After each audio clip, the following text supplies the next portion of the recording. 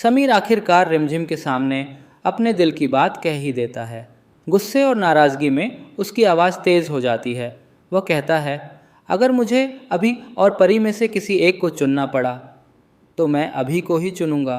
सच कहूँ तो मुझे परी बिल्कुल भी पसंद नहीं है। यह सुनते ही रिमझिम समेत पूरे घर में सन्नाटा छा जाता है। तभी दादी वहाँ पहुँचती हैं और समीर की बातें सुनकर नाराज़ हो उठती हैं।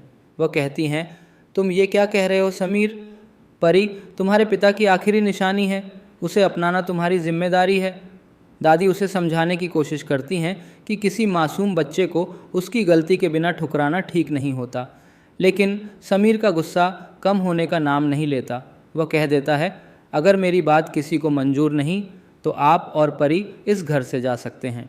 उसके मुंह से ये शब्द निकलते ही पूरे घर का माहौल भारी हो जाता है। रिश्तों में आई दरार अब साफ दिखाई देने लगती है। उधर रिमझिम की आंखों में कई सवाल थे।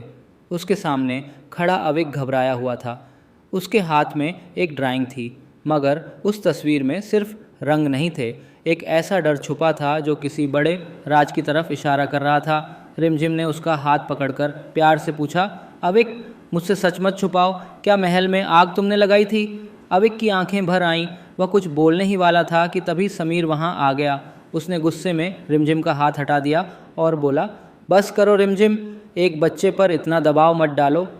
रिमझिम ने उसकी आंखों में देखा और महसूस किया कि समीर किसी को बचाने की कोशिश कर रहा है। उसने धीरे से पूछा, तुम आखिर किसे बचा रहे हो? समीर कुछ पल चुप रहा, फिर बोला, कुछ सच्चाइयों को सामने आने में वक्त लगता है। अब रिमझिम समझ चुकी थी कि मामला बेहद गहरा है। महल में इस बीच सब परी को ही कसूरवार मान बैठे थे। दादी उसकी देखभाल कर रही थीं, परी की आंखों में आंसू थे, लेकिन वह खामोश थी। तभी रिमझिम उसके पास पहुंची और बोली, अगर तुम चुप रहोगी तो सब तुम्हें ही दोष देंगे। दादी ने बीच में रोकना चाहा, मगर रिमझिम पीछे नहीं हटी। उसने प्यार से पूछा, परी, जिस दिन महल में आग लगी थी क्या तुम वहाँ थीं? परी ने तुरंत सिर हिलाकर कहा, नहीं, मैंने कुछ नहीं किया। उसकी आवाज़ में डर था, मगर झूठ बिल्कुल नहीं। दरबार में तभी बड़ा फैसला सुनाया गया, दादी और परी को महल छोड़ना होगा। लेकिन उसी वक्त रिमझिम ने ऐसा सवाल पूछा जिसने सबको सोचने पर मजबूर कर दिया। अगर परी ने आग लगाई थी तो उसी वक्त वह रेलवे स्टेशन पर कैसे देखी गई? पूरा माहौल बदल गया। पहली बार सबको लगा कि असली गुनहगार कोई और भी हो सकता है। रिमझिम ने सीसीटीवी फुटेज देखने की बात कही, लेकिन पता चला कि आग लगने वाले वक्त की रिकॉर्डिंग गायब है। सिक्योरिटी हेड को बुलाया गया। पहले तो उसने तकनीकी खराबी का बहाना बनाया, मगर जब बात बढ़ी तो डरते हुए सच कबूल कर लिया। फुटेज मैंने खुद से डिलीट नहीं की थी, ये सब राजा साहब के कहने पर हुआ था। ये सुनते ही सबके पैरों तले ज़मीन खिसक गई।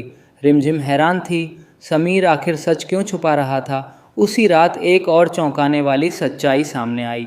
अविक अपने कमरे में रो रहा था। वह बार बार कह रहा था, मुझे जेल नहीं जाना, मैंने जानबूझकर आग नहीं लगाई थी, मुझे नहीं पता था कि अंदर कोई होगा, मैं तो सिर्फ परी का सामान खराब करना चाहता था। इतना सुनते ही सब साफ हो गया। तभी समीर वहाँ पहुँचा। उसने अविक को गले लगा लिया और कहा, डरो मत, मैं हूँ ना, तुम्हें कुछ नहीं होगा। अब राज खुल चुका था। समीर जिस सच को छुपा रहा था वह अविक था। अब रिमझिम और समीर आमने सामने थे। एक तरफ सच और इंसाफ, दूसरी तरफ अपने परिवार को बचाने की कोशिश।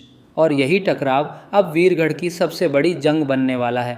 अब आपको क्या लगता है, रिमझिम सच सबके सामने ला पाएगी? समीर आखिर क्या फ़ैसला लेगा?